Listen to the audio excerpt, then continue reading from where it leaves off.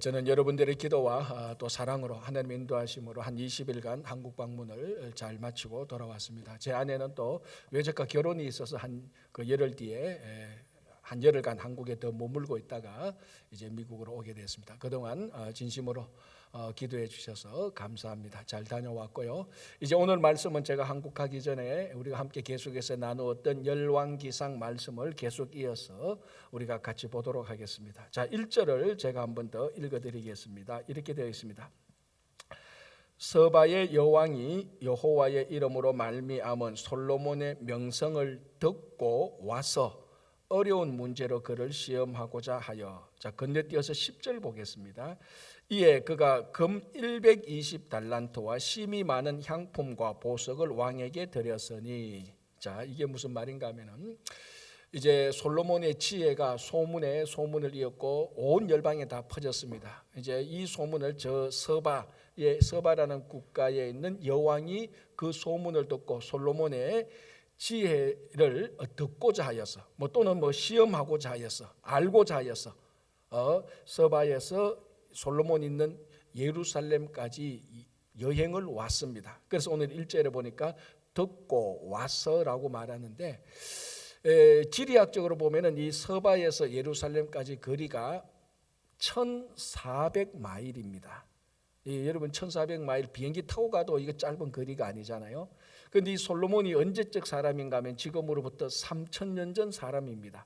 제가 가끔 말씀드리는데 이 다윗 솔로몬 그러니까 우리가 너무 성경을 통해서 많이 들으니까 마치 한 50년 전 100년 전 사람인 것처럼 생각하는데 그게 아닙니다. 지금으로부터 3000년 전 사람, 우리나라 고조선 이전의 사람입니다.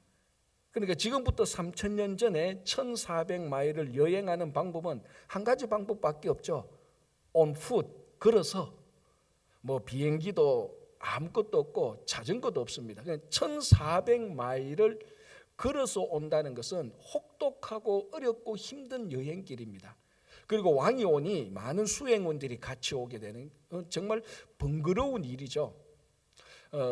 날씨도 그 기온차도 있고 또 그 맹수들도 달려들고 또 어떤 조직적인 도적들이 공격할 수도 있고 그 여러 가지 이 1400마일을 여행한다는 것은 이게 또 오는 것만 1400마일이지 가는 것도 1400마일 아닙니까?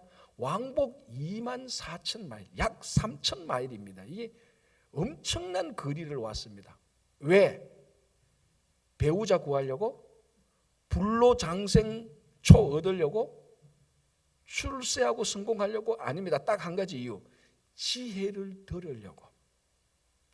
요즘 같으면 우리가 카톡으로도 다 확인할 수 있는 그 지혜를 이 당시에는 24,000마일, 28,000마일을 왕복해서 와야 됩니다. 엄청난 어려움과 고통과 문제를 안고 말이죠. 그 지혜를 들으려고. 자, 이렇게 와서 이 여왕이 솔로몬에게 질문을 했습니다. 오늘 이제 이 본문을 보면 그 질문에 다 대답하고 또 그 솔로몬 국가 체제를 보면서 이 서바 여왕이 깜짝 놀랍니다. 그러면서 솔로몬의 지혜에 탐복을 하죠. 그래서 5절 끝부분에 보면은 크게 감동되었다라고 말을 합니다. 이것은 우리 젊은이들 말로 말하자면은 이 설교 용어는 적합하지 않은데 젊은이 용어는 적합합니다. 멘탈이 붕괴됐다 이 말입니다. 너무너무 지혜로우니까 거기 완전히 이 솔로몬이 서바 여왕이 솔로몬의 지혜에 압도되어 버렸습니다. 자, 그래서 이 서바 여왕이 솔로몬의 그 지혜를 보고 오늘 10절에 보면은 그 지혜에 대한 대가를 지불하는데 그 액수가 얼마인가 하면은 120달란트 플러스 향료와 향품과 보석. 우리말로 하면 이게 뭡니까? 수업료죠. 딱 와서 지혜를 듣고 모든 질문에 대한 답을 듣고 그 국가 체제를 보고 내가 많이 배웠다. 우리말 한 수 배웠다. 자, 그런데 내가 그냥 있을 수 있냐? 대가를 지불해야지. 수업료를 지불한 것이 120달란트. 자, 우리는 또 성경에 나오는 이 액수가 나오면 또 환산을 해봐야 적성이 풀리는 사람 아닙니까? 이게 얼마나 되는지. 근데 사실 구약에 나오는 금 한 달란트는 사실은 화폐 단위가 아니에요.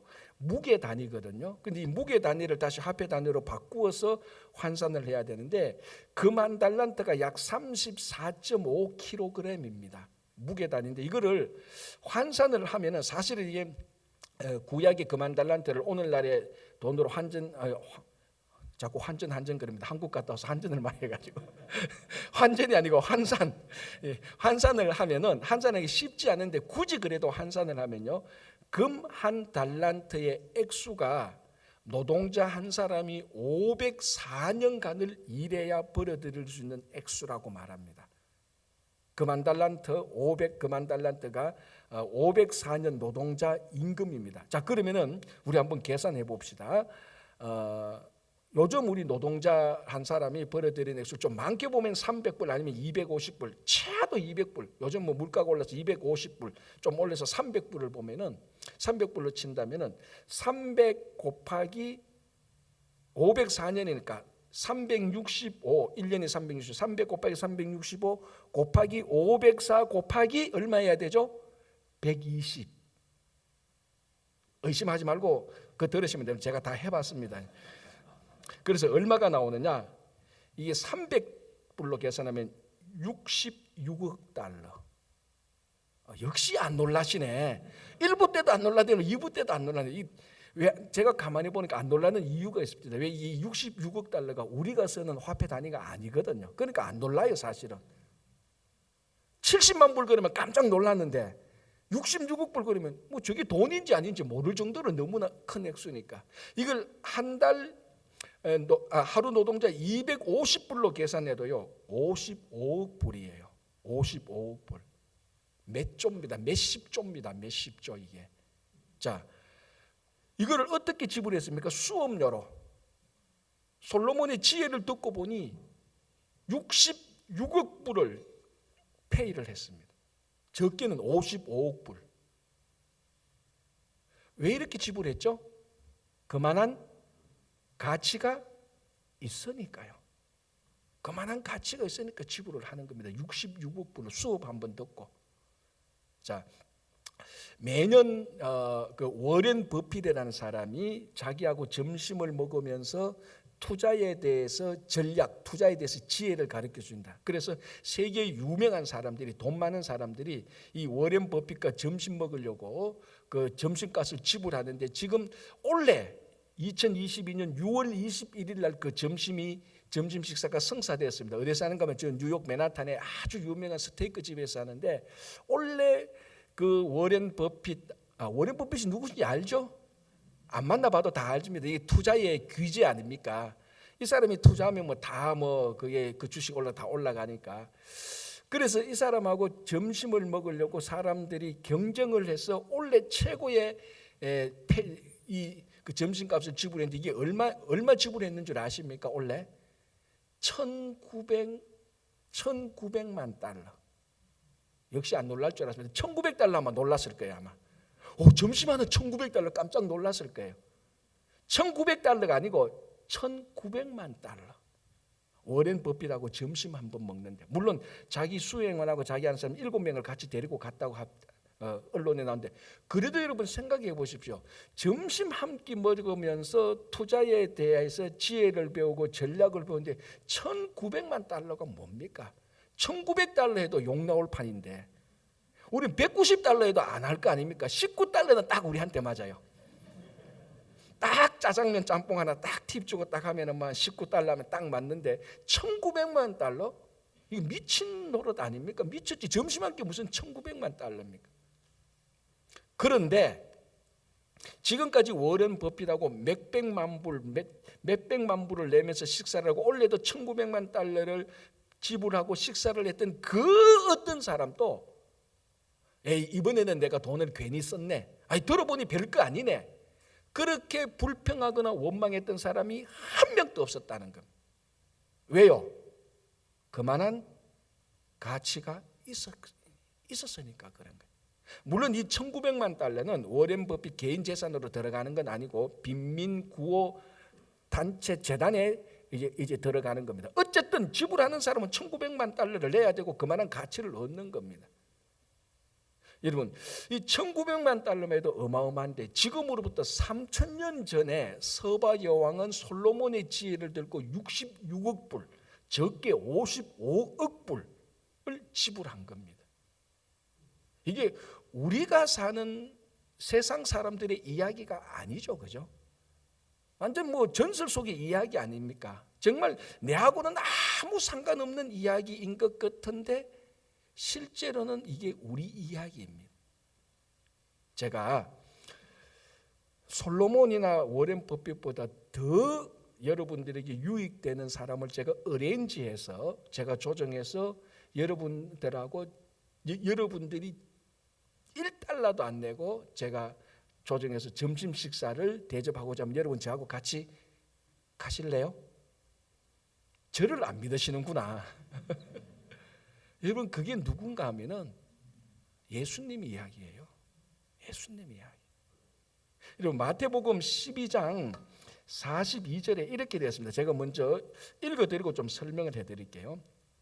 심판 때에 남방 여왕이 일어나 이 세대 사람을 정죄하리니 이는 그가 솔로몬의 지혜로운 말을 들으려고 땅끝에서 왔음이거니와 솔로몬보다 더 큰 이가 여기 있느니라.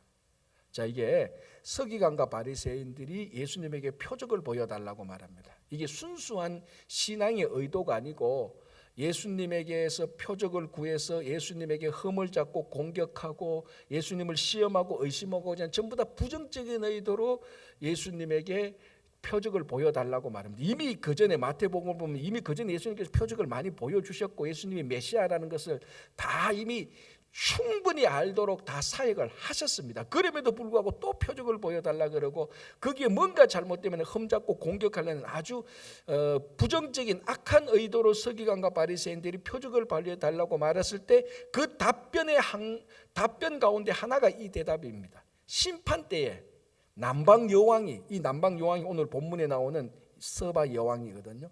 이 심판 때에 이 서바 여왕이 나타나서 너희들을 다 정죄할 것이다.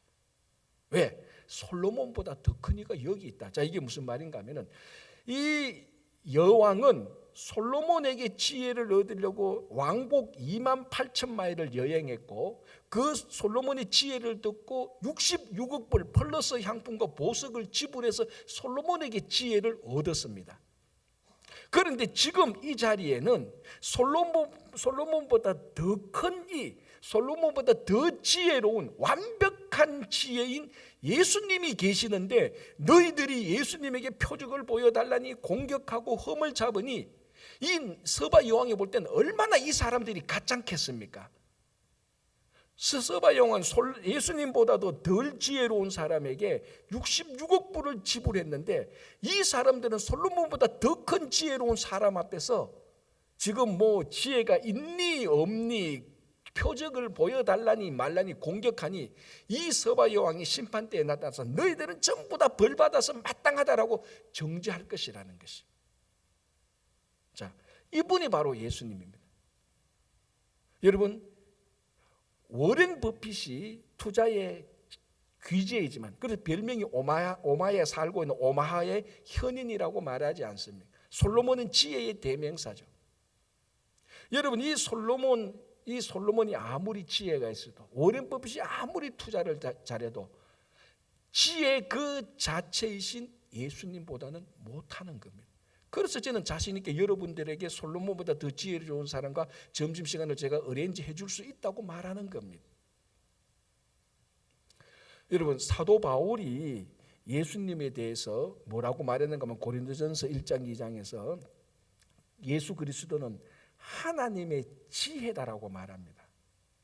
자, 솔로몬이 그렇게 지혜로웠지만 워렌 버핏이 그렇게 투자를 잘했지만 이 사람들의 지혜는 전부 다 세상의 지혜입니다. 세상 가운데서 가장 지혜롭고 가장 지식이 많고 가장 많이 아는 사람이었지만은 바울이 고백하는 예수 그리스도는 그 자체가 세상이 아닌 하나님의 지혜입니다.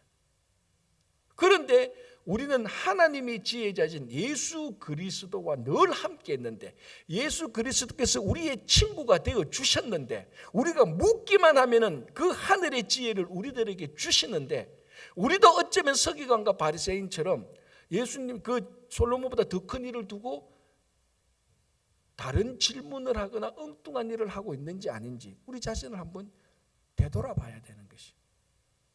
여러분, 정말로 솔로몬보다 워렌 버핏보다 훨씬 더 지혜로운 하나님의 지혜인 예수님이 우리의 친구가 됩니다.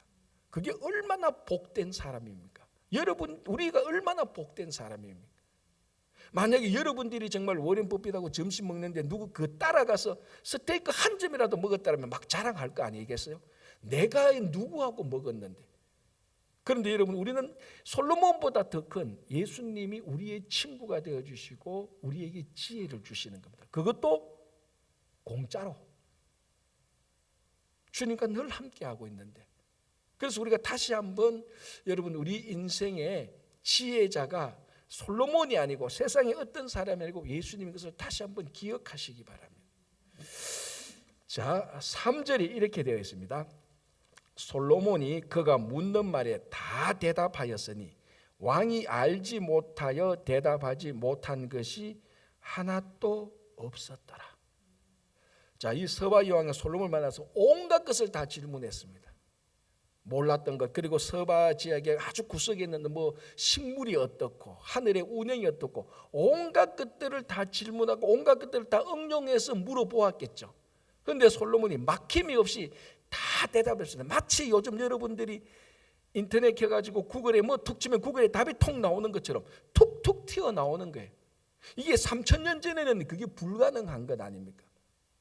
그리고 오늘 여기 4절 5절을 보면 이 서바 여왕이 솔로몬의 나라를 보니까 이 나라 정비 체제 자체가 자기가 지금까지 본 어떤 나라의 정비 체제하고는 완전히 달랐습니다. 이 왕이 볼 수 있는 안목이 있잖아요. 그래서 여기 보면 건축한 왕궁, 그 상에 있는 식물, 그리고 신하들이 딱 정렬해 있는 모습, 앉아 있는 모습, 신하들의 옷, 관복 이런 것들을 보고, 그리고 성전에 올라가는 청계, 그 건축된 것을 보고 이 서바 여왕이 완전히 감동을 해요. 그러니까 이 솔로몬의 지혜는 이론적인 지식도 있었지만은 묻는데 다 대답할 수 있는 이론적인 지식도 있지만 실제적으로 삶에 있을 또 실제적인 지식도 완벽했다는 것이. 그러니 이 솔로몬은 서바 여왕이 대답하는 모든 질문의 대답자가 된 것입니다. 무슨 말인가 하면은 이 서바 여왕이 솔로몬에게 질문해서 대답을 얻었습니다. 인생의 갈등과 문제와 혼합에 대해서 질문해서 그 질문에 대한 그 문제에 대한 해결책을 솔로몬에게 얻었습니다. 그렇다면은 우리는 누구에게 가서 질문을 해야 됩니까?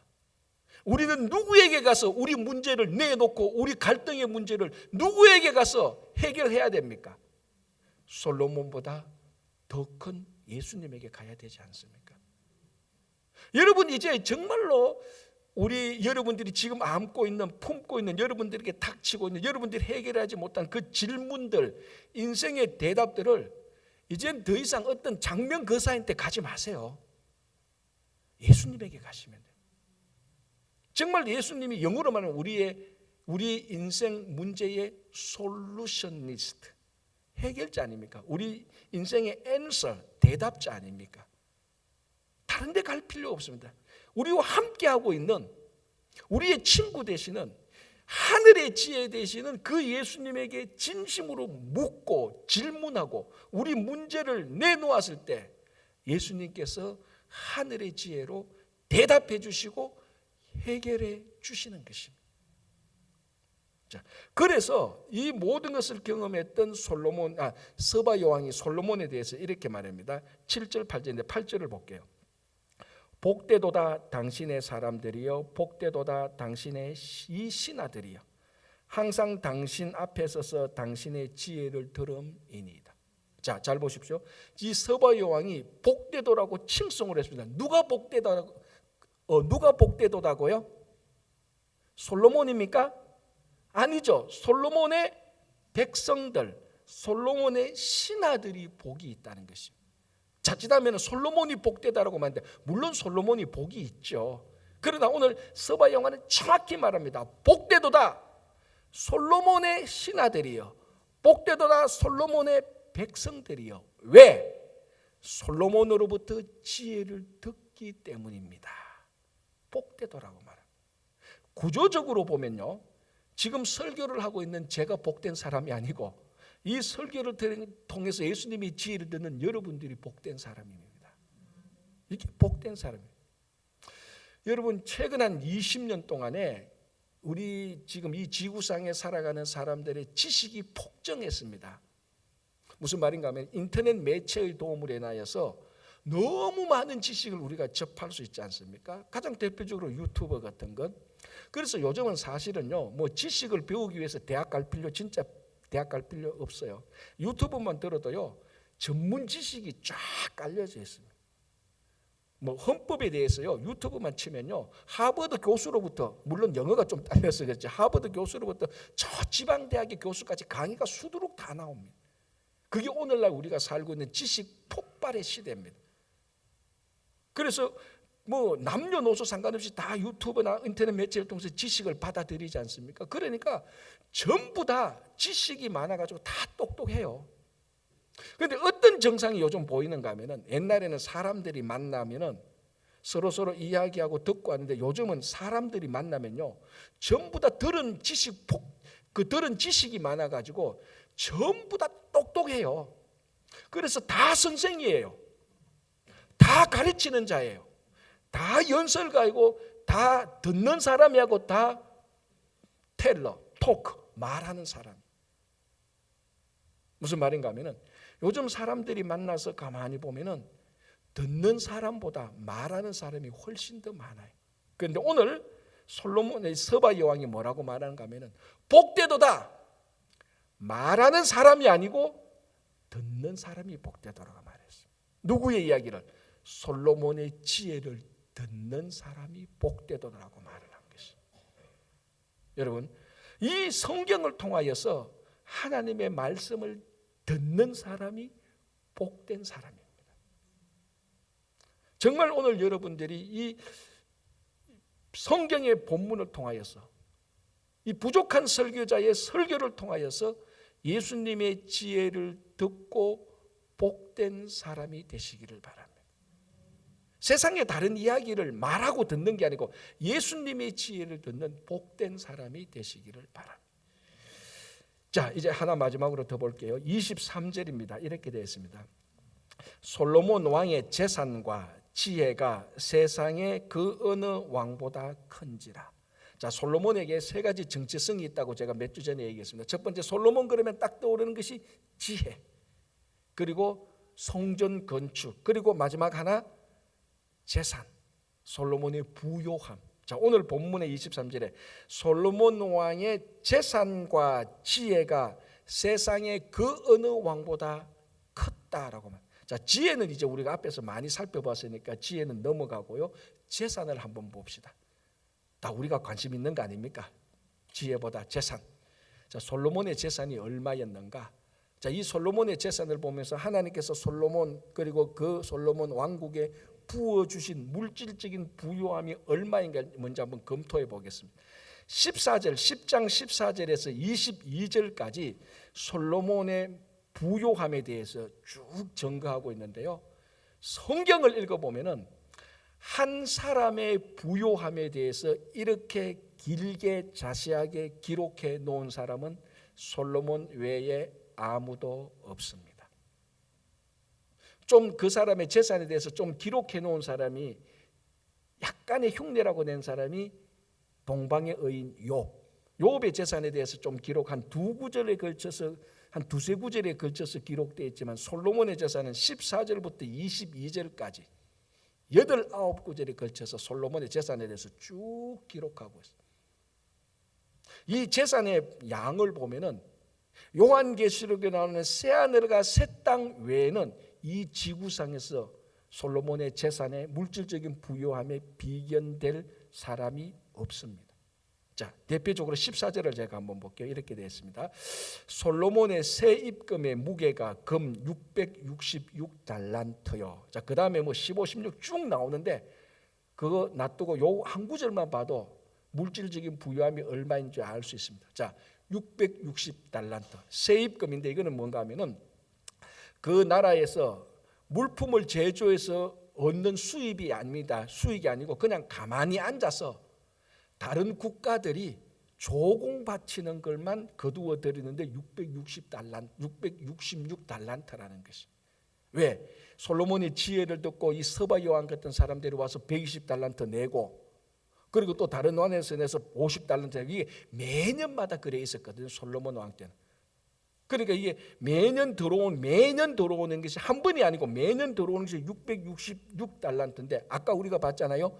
120달란트가 얼마였다고요? 66억 달러.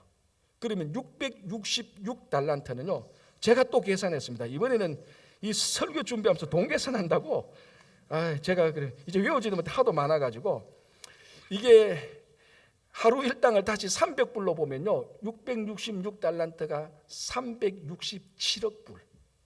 250달란트로 계산하면요, 약 300억 불입니다. 안 놀라죠? 왜? 감이 없으니까. 그죠? 감이 없으니까 안 놀랍니다. 맞습니다. 여기에 놀라면 여러분들이 이 돈에 대해서 감이 있다는 거예요. 사실 그게 더 놀라운 사실이에요. 사실은 이건 감이 없어서 안 놀라야 돼요. 왜? 우리가 쓰는 화폐 단위가 아니에요. 이거는 진짜 국가 경제를 논할 때 쓰는 화폐 단위예요. 국가 경제를 논할 때, 개인의 재산을 말할 때 쓰는 화폐 단위가 아니에요. 자, 작년 2021년 대한민국, 대한민국 지금 선진국 아닙니까? 뭐 OECD한테 가고 국가 경제 뭐 이런 거 보면은 10인가 8인가 그래 했대요. 작년에 대한민국이 수출을 얼마 했는가 하면은 6,445억 불 수출해서 얻은 거. 그러면 수입에서 돈을 지불한 게 6,150억 불. 그래서 수출 수입 딱 하면은 얼마 이익을 받는가 하면요, 295억 불을 이익 받습니다. 1년 동안 대한민국이 수출 수입 통해서 수입 빼고 수출, 그러니까 수출을 했는데 수입했는 거 제거하면은 대한민국 선진국 지금 8이나 10이 하는 국가 경제가 1년 동안 거두는 수익이 295억 불. 솔로몬이 적게 잡아도 1년 동안 벌어들인 소득이 얼마? 300억 불. 적게, 크게 보면 367억 불. 솔로몬의 1년 수입이 많습니까? 대한민국 1년 수출 수입을 통해서 얻은 이익이 많습니까? 솔로몬이 많지요. 약 크게 보면 72억 달러 솔로몬이 더 많아요. 이건 가만히 앉아서 벌어들이는 소득입니다. 뭘 말하는가? 한 대한민국 선진국가가 벌어들이는 수출 수입을 통해서 벌어들이는 액수보다 가만히 앉아서 외국 사람들이, 외국 나라가 솔로몬에게 매년 갖다 주는, 조공을 바치는 액수가 지금 환산을 더 많다는 겁니다. 문제는, 아니 진짜 우리가 고려해야 될 것은, 이것이 솔로몬의 이 경제 이야기가 오늘날의 이야기가 아니고 3,000년 전 이야기라는 거예요. 그럼 오늘날로 비교하면 비교할 수가 없습니다. 어마어마한 경제단입니다. 자, 이것이 하나님께서 솔로몬에게 부어주신 부요, 물질적인 부요함입니다. 오늘 본문은 이 물질적인 부요함을 통하여서 하나님께서 솔로몬과 그 나라에 부어주시는 더 궁극적인 신앙의 부요함을 말하고 있는 것이 사실은 핵심입니다. 여기서 우리가 조심해야 될 것이, 이 물질적인 부요함에 멈추어서는 안 된다는 겁니다. 이 물질적인 부요함을 뛰어넘어서 물질적인 어마어마한 부요함보다 더 위대한, 더 뛰어난 신앙의 부요함을 하나님께서 우리에게 주신다는 것을 궁극적인 목적으로 생각을 해야 되는 거예요. 제가 왜 솔로몬의 물질적인 부유함을 이렇게 환산했는가 하면은, 이 솔로몬의 물질적인 부유함이 부러워서, 야, 저기 우리 신앙의 목적이다, 그걸 밝히기 위해서가 아니고, 이 어마어마한 물질적인 부유함을 뛰어넘는, 이것을 초월하는 신앙의 부유함을 하나님께서 우리에게 주신다는 것을 기억해야 되는 것입니다. 한국 갔다 오서는 한국 얘기 한번 해야죠. 지난주에 뭐 어떻게 하다 보니까 저희 이제 친척이 서울에 살고 이제 서울에 갔다가 이제 또 식사를 하다 보니까 여의도로 가게 되고 여의도에 가게 되니까 또 전번 교회에서 같이 신앙생활 하던 분이 마침 또 서울에서 또 만나서 또 식사를 했습니다. 하다 보니까 바로 그 옆에 차로 운전해서 한 5분만 가면은 뭐 최근에 아주 잘 지은 그 백화점이 있대요. 지금 거기가 또 아는 사람은 그 또 백화점 또 쇼핑하는 게 또 그 아주 또 유행이라 그러는데 한번 가보재요. 미국 촌놈 또 한번 가봐야죠. 그까지 갔는데 그래 한번 가봤습니다. 아파트가 아니고 백화점 일정 쭉 올라갔는데 야 백화점 또 그렇게 세련된 백화점은 제 평생 처음 봤습니다. 정말 이게 대한민국의 건물이라는 게 자랑스러울 정도로 정말 백화점이 좋아요. 우리 맨하탄에 가서 백화점 봤지 않습니까? 뭐 많이 본 건 아닌데 지금까지 본 백화점 가운데 최고로 세련된 디자인이 멋진, 제가 또 그런 건 볼 줄 알잖아요. 딱 보니까 와 이거는 세계적인 백화점 수준이에요. 여러분 저 롱아일랜드 백화점요 그거 갖다 대면요 저 방구석에 있는 뒷방에 밖에 안 돼. 그만큼 대한민국의 그 세련됨과 물질적인 부유함이 뛰어났다는 거. 정말 잘 지었더라고요. 잘 설계하고 참 정말 어느 세계적인 건물에 내놓아도 뒤지지 않을 세계적인 정말 그 디자인과 멋진 것을 보았습니다. 그러면서 제가 드는 생각이 지금 한국 교회와 한국 사회가 이 물질적인 부요함에 여기서 스탑하고 여기에 걸려 넘어들면 앞으로 한국 교회는 한국 교회 성도들은 영원토록 물질주의의 노예가 되겠다는 생각이 들었습니다. 이 물질적인 부요함을 뛰어넘어야 됩니다. 그래야 물질적인 부요함을 핸들링할 수가 있는 것입니다.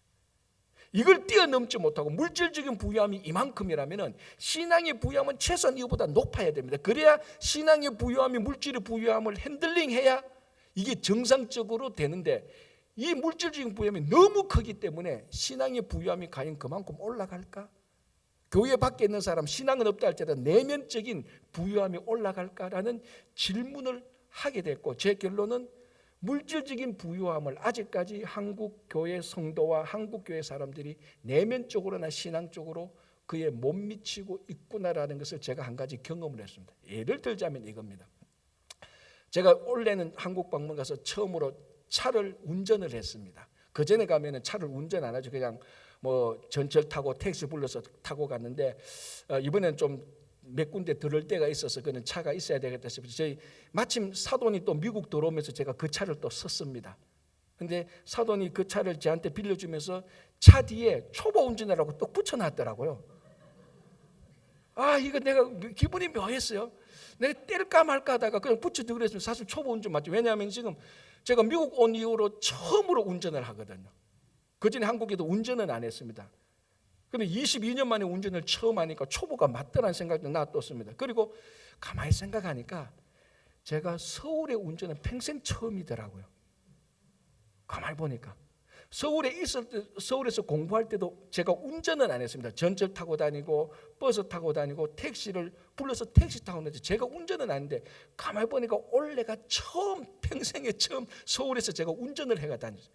초보 운전자가 맞죠. 사돈이 참 지혜로워요.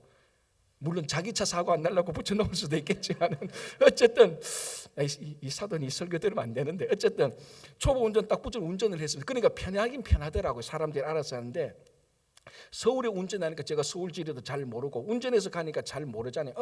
그러니까 차선을 변경해야 될 때가 종종 생겨요. 그렇잖아요.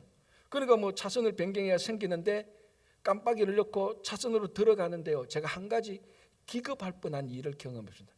그 차선 약간 양보하는데 0.5초에서 1초밖에 안 걸려요. 사실 운전해 보면 제 옆으로 오른쪽으로 지나가는 차 한 대가 양보 안 하고 그냥 그대로 지나가더라고요. 그래서 제가 집사람하고 여보 한국에서 운전 못하겠다. 이거 양보 안 해주면 내 같은 사람 어떻게 운전하냐. 0.5초에서 1초예요 진짜로. 그거 양보하는데 그런데 싹싹 다 지나가요. 제가 깜빡이를 넣고 아마 뒷사람은 저 초보가 초보가 깜빡 잊고 드는 거 미워서 계속 이렇게 지나갔을 수는 있겠지만 어쨌든 저는 굉장히 당황했어요. 여보 운전 못하겠다 이거. 그 0.5초 1초를 안 비켜주니까. 그래서 저도 목사지만 화가 나잖아요. 좋다. 나도 맨하탄식으로 운전하겠다. 내가 뭐 기술이 없어서 초보냐? 지리를 몰라서 초보지.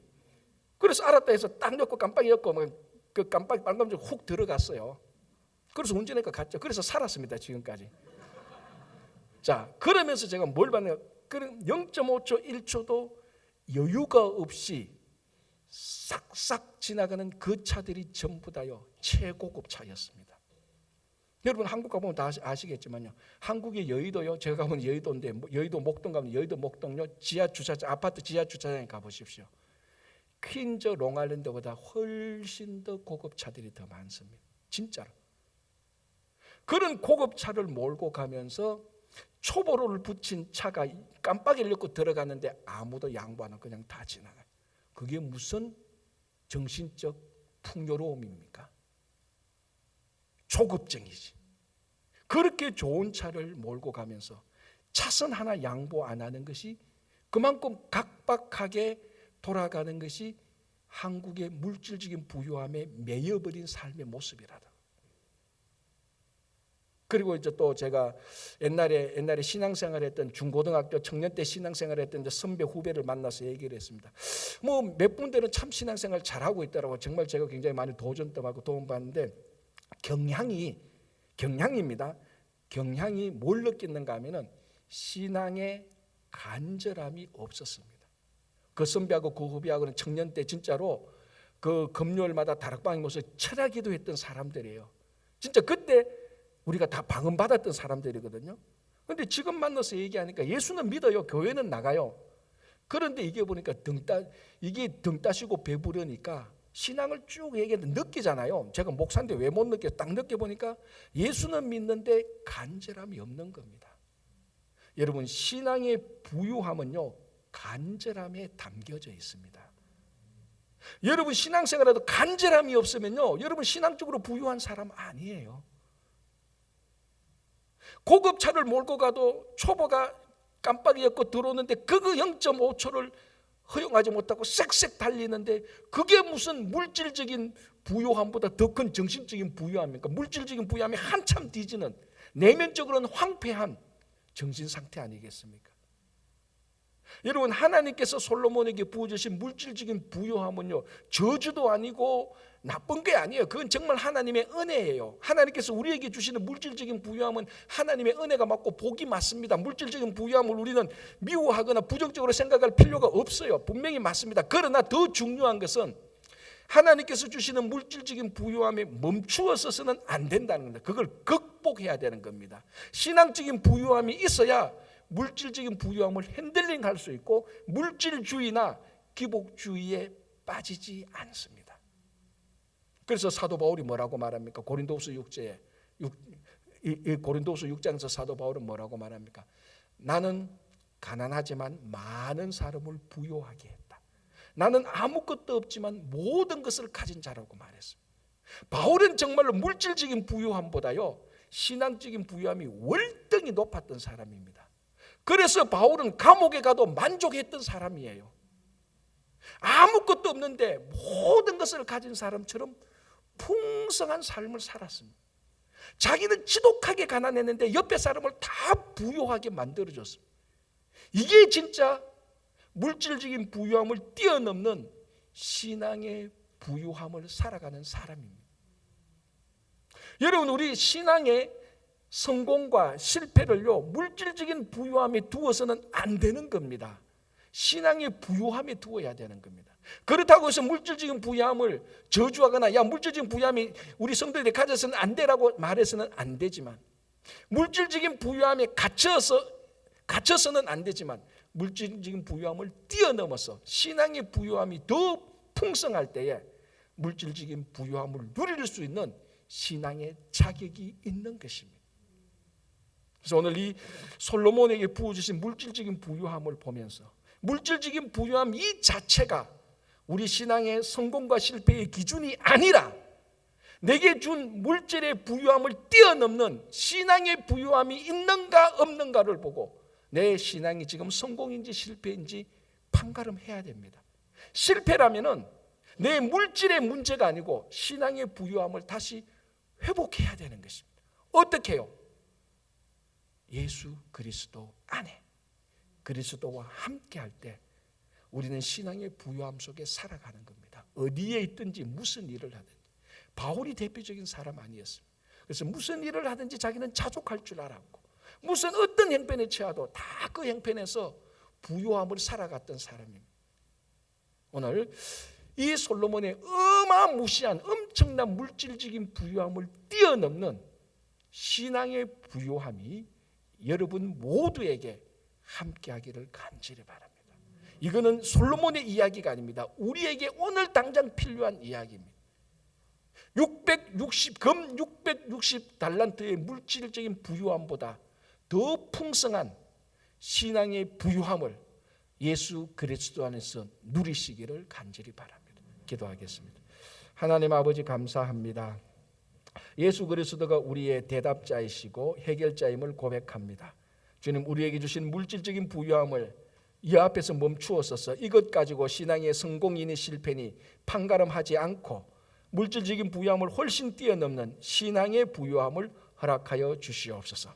그래서 신령과 진정으로 예배를 드리며 기쁨과 즐거움으로 하나님을 섬기며 살아가게 하여 주시옵소서. 예수님 이름으로 기도합니다.